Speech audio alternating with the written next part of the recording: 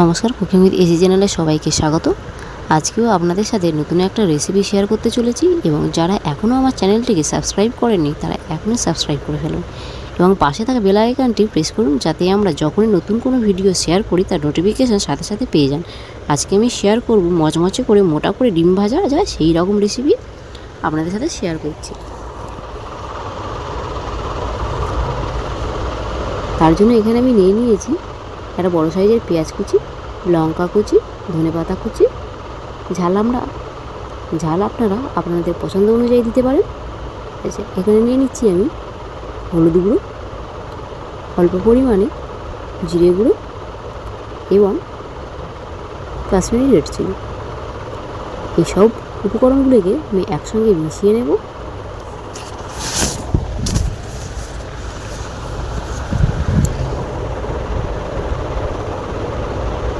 মেশানো হয়ে গেছে।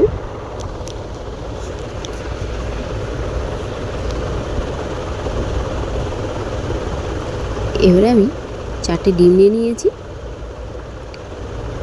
কারণ ডিম ভাজাটা মোটা করেই করবো, তার জন্য আমি 4টে ডিম ফাটিয়ে দিয়েছি। এবারে আমি অল্প পরিমাণে নুন দিয়ে দিলাম। আর ডিম ভাজায় খুব একটা বেশি নুন লাগে না। এবারে সব উপকরণগুলোকে আমি ভালো করে মিশিয়ে নিচ্ছি।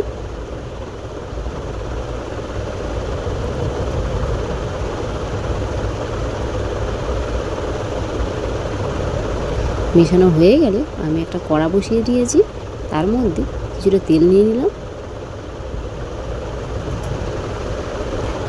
ডিমটা আমি ভাজবো লো ফ্লেমে।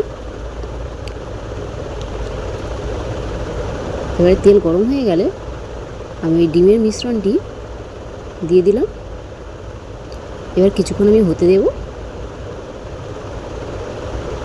উপর পিঠটা দেখুন হালকা একটু হয়ে গেছে।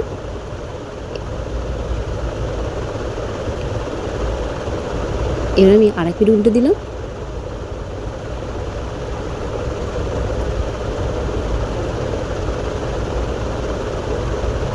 এবার এইভাবে আমি দু পিঠ ভালো করে ভেজে নিয়েছি। এবার আমি ডিম ভাজাটা তুলে নিলাম। দেখুন বন্ধুরা, ডিম ভাজাটা দেখতে কত সুন্দর হয়েছে, খেতেও তেমনই। আপনারা বাড়িতে অবশ্যই একবার তৈরি করে দেখবেন।